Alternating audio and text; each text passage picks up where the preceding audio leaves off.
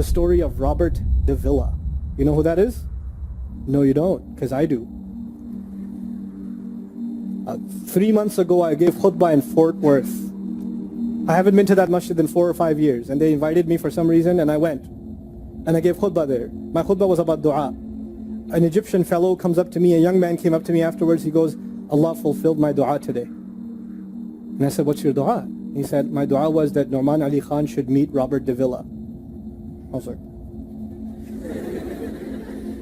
are you Robert Davila? He goes, nope, I am not Robert Davila. Robert Davila is my friend. But I think Allah is fulfilling my dua. I was like, fire away, I want to know. Robert Davila is a young man who lives in a town 40 minutes past Fort Worth. He was a farmer, young guy. And he was hit with some sort of genetic disorder that kicked in later on in his life, and he became paralyzed from the neck down. And he lives in a nursing home. Most people in that nursing home are 90 years, 100 years. They're really, really old people. And then there's, his room where he's paralyzed neck down. He's the only 30-something-year-old that is in the nursing home, okay? And he's been in that nursing home for the last 10 years. His family got a computer for him that's voice activated, so he can give voice commands, put a headphone on and Google stuff and search stuff so he can surf the web and find information. In his room, and by the way, staunch Christian family, the minister comes and prays for him every week and things like that. And his best friend was in the bed next to him. One of his best friends. He became best friends because he met him at the nursing home. This person was also paralyzed and he needed a new liver. Okay? A liver transplant. He was waiting for a liver transplant. And they used to talk about, God and things like that all the time. They were good friends. Finally, his best friend got a call that there's a donor available for the liver. So he's so excited. He goes, Robert, I'm going to miss you, but I'm going. I've got a donor. So they take his friend and they go into the operation, and his friend died at the operating table. Now his friend, who's also a Christian, the deceased friend, his sister, took one of the amulets of his friend, a crucifix, and she gave it as a gift to Robert. This is a reminder of your old buddy. So he hung it on the side of his hospital bed. Robert Davila lives a pretty decent life in there. The nurses take care of him. He's a happy guy. And one day he goes to sleep and he sees a man in his dream. That man says his name is Muhammad. And he says, pointing at the crucifix, God did not send messengers so they would worship the messengers. God sent messengers so you could worship God. And Jesus was just a man. He walked in the markets and he ate food. He walked in the markets and he ate food, and the dream stopped. He only knows that Jesus was just a man. He knows there's a man named Muhammad that said that to him. He said that messengers came so people could worship God and not the messengers. This is all he knows. So he starts Googling Muhammad. He finds Islam. He takes Shahada. When he takes Shahada, he wants to learn about the Quran. So he goes on these chat sessions and finds somebody needs to teach me Quran. He finds a brother in Egypt that he gets together with on Skype to try to learn Arabic. Learn the Arabic alphabet. Once he learned the Arabic alphabet, he learned to recite the Quran. He memorized 10 surahs from his hospital bed. Then he said, I'm beginning to memorize the Quran and I'm beginning to learn about this prophet, but I need to understand the Quran. So he starts Googling how to understand the Quran. And for some reason, he ends up on my videos. And he starts watching my stuff. And he watched almost everything. And then here's the kicker. In the nursing home, there was an Egyptian fellow that used to come in and do some repair work. The Egyptian fellow has his own awesome story. The guy had basically lost faith. He wasn't religious. The nearest masjid to him was 50 miles away. So he didn't really go to Jum'ah much anymore. But he felt a spiritual void, so he started going to the church just to feel closer to Allah. Raised Muslim. He goes to the church just to feel closer to Allah. He's passing by Robert's room one day and he hears وَالْعَصْرِ إِنَّ الْإِنسَانَ لَفِي خُسْرٍ. So he walks into his room and says, Robert, what are you listening to? Robert says, nothing. That was me. And the guy says, you're a Muslim? He goes, yeah, I became Muslim. And now this friend is in shock. How does Allah guide someone in the middle of Churchtown, USA, in a nursing home, with a crucifix on the side of his bed that he doesn't even have the physical strength to move. And the guy himself says, I want to come back to Allah. So he tells him about his, the friend he found online, Norman Ali Khan. So the Egyptian fellow starts watching my videos. And then he says, I wish I could meet him one day. And he says, okay, I'll pray for you. And after 5 years, that Egyptian friend shows up at the same masjid that I haven't been to in 4 years. And after the Jumu'ah says, I think Allah wants to fulfill my friend's dua and my dua. So I said, I think he does. Let's go. So I took a few of us and we went. And we met with Robert.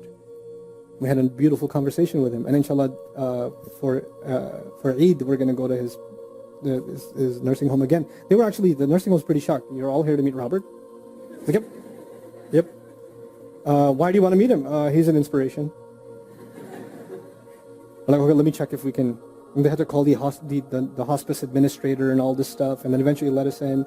And Robert's in shock. And then I meet with Robert, we're talking, and I was like, hey, Robert, so I heard you memorize some surahs. He says, yeah. Can you recite one for me? So he recited Surah Al-Asr. Not one of us was not crying. We're just in tears. When somebody turns to Allah, don't worry about the means. Guidance will come. Balance will come.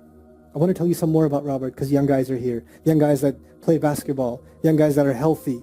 Young guys that have ambition. I told you what's his paralysis, from where to where? Neck down. He has a special wheelchair that has to hold pretty much every part of his body in place. He can't just sit in a wheelchair. It holds his neck and it holds every other part of his body in place because he has no control over his limbs. And he has to have a special van where the wheelchair locks in so that if it goes through a bump or whatever, he doesn't, receive the shock. So he made a request. He wants to go to the Friday prayer. They didn't have the special van, so they put him in a regular van. And so he went in the regular van and a few bumps and his spine got even more hurt. He went to Jumu'ah. He came back in excruciating pain and they said, I'm sorry, Robert, you're no longer able to sit in your wheelchair. You're going to have to stay in your bed for the next 6 months at least. If you see recovery, then you can get back up again. I met him in that span. He had already been in that bed for 3 months already.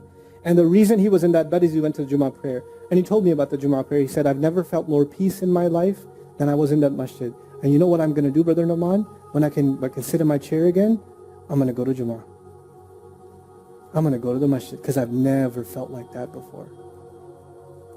There's someone who has nothing but control over his mouth and his eyes. And he says, I only find peace in the masjid. And here we are. These masajid, I don't care what ideology, what school of thought, what they're talking about in the masjid, what fitna is there. I don't care. It's still Allah's house. Just go to pray. Don't go there to talk to people. Go there to talk to Allah. Just go to talk to Allah. You're just going for you and Allah. That's it. That's it.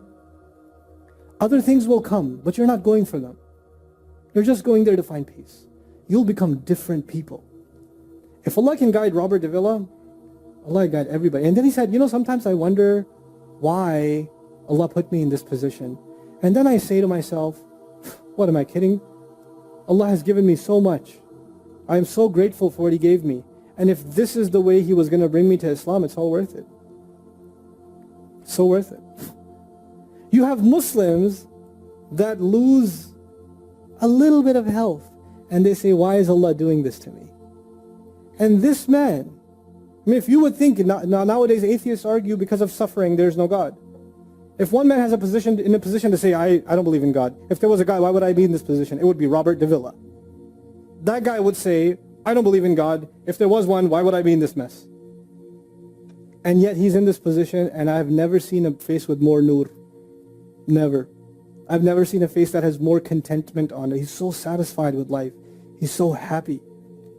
He's just happy. The last 7 or 8 khutbahs I've given are actually based on one sentence each on one sentence that he said in his conversation. Is that profound? He's a teacher to me. I consider him a teacher. He's my sheikh. Somebody says, who's your sheikh? I say, Robert Davila. Really? Is that a pizza place? Or no. The guidance is all around us. You don't have to get worried about what's not there. There's plenty there. You know what Allah did for the people of the cave? You know, He even guided them in where to sleep. You know, He even guided them on where to turn.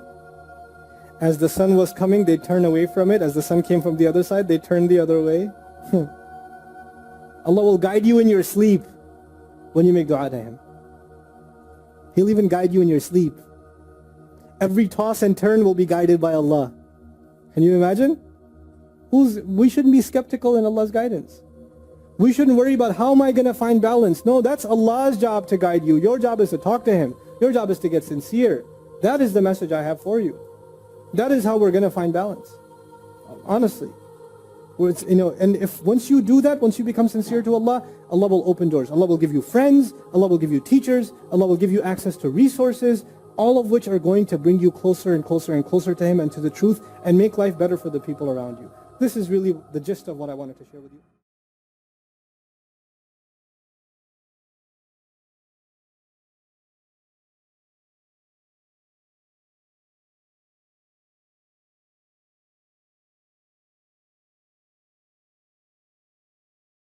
ہدایت کے لیے دعا کرنی چاہیے اللہ تعالیٰ سے ہمیں، اور اللہ تعالیٰ جب ہم دعا کرتے ہیں اللہ تعالیٰ سے تو اللہ تعالیٰ ہماری سب دعاؤں کو قبول کرتا ہے.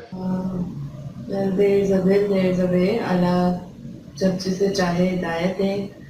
بالکل we are lucky that we are Muslims, but we don't understand Islam as much as the non-Muslims. So اللہ تعالیٰ ہم سب کو ہدایت دے اور ہمیں نیک کام کرنے کی توفیق دے. آمین. پہلی بات آ جاتی ہے ناشکری. ہمیں ناشکری بہت ہے کیونکہ ہمیں اسلام ایک تھالی میں مل چکا ہے. جنہوں نے اس کے لیے پین لی ہے انہیں اللہ تعالیٰ نے گائیڈ بھی کیا ہے. اللہ تعالیٰ گائیڈ انہیں کرتا ہے جو اس کے لیے پین لیتے ہیں. ہر کام کے لیے محنت کی ضرورت ہوتی ہے. ہم نے دین کے لیے کبھی محنت کی ہی نہیں ہے کیونکہ ہمیں پتہ ہے ہمیں تھالی میں مل گئے. ہمیں اس کے لیے مشکل اٹھانی پڑتی تو تب شاید اللہ ہمیں گائیڈ کرتا. صحیح ہم گائیڈنس چاہتے ہی نہیں ہیں. گائیڈنس انہیں ملتی ہے جو وہ چاہتے ہیں. انسان کو وہی ملتا ہے جو وہ چاہتا ہے. ویڈیو دیکھی ہے ابھی الحمدللہ، تو اس میں جو سب سے پہلی چیز جو سمجھ آئی ہے وہ یہ ہے کہ ہم اللہ تعالیٰ سے دعا کریں. وہ کہتے ہیں کہ جی آپ اللہ تعالیٰ سے بات کریں اور اللہ تعالیٰ کو اپنی بات سنائیں. پھر یہ مت سوچیں کہ آپ اللہ تعالیٰ سے کیا چاہتے ہیں. اللہ تعالیٰ خود آپ کے لیے جو بیسٹ ہوگا وہ اللہ تعالیٰ آپ کو دیں گے. There is so much power in dua because God, Allah is listening to our dua. He is there listening to us. He is the great. And Islam is nothing but a religion of peace. یہ نہیں کہ اب ہم کوئی چیز loose کرتے ہیں یا ہمارے پاس کسی چیز کی کمی ہوتی ہے تو ہم اپنا بلیف جو ہے وہ لوز کر جاتے ہیں اکثر. لیکن یہ چیز صحیح نہیں ہے. ہمیں بلیف اپنا پکا رکھنا چاہیے اور جو ریسورسز ہیں جتنے بھی وہ اللہ دیتا ہے اور کیا نام ہے گائیڈنس ہر کسی کو ملتی ہے. بس یہ کہ اسے پتے کوئی بھی کرتا ہے.